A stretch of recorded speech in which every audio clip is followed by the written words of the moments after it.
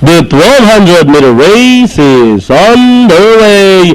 Black Parade draws for your lead. Zin Ino moving a party outside. Is sneaking in Danori inside. Is Sydney Bloom. Then moving up is One Bahamas. Next in line is Sugar Daddy. Gray Magic comes next, moving up by the rail is Perfect Guad as they race towards the 600.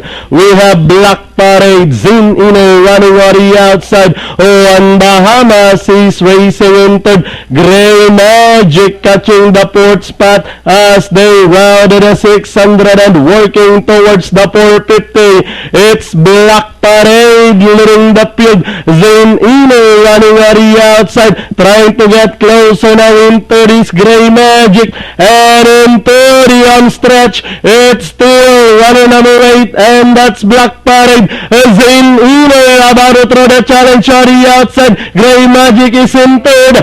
It's now entry number 14, Zin Ino. Gray Magic leveling up on the outside, moves up to grab the lead, and finally Gray Magic with Redentor de Leon second. Zin Ino, Black Parade, Sugar Daddy, Pilio worth the wait, and Ramsey stays.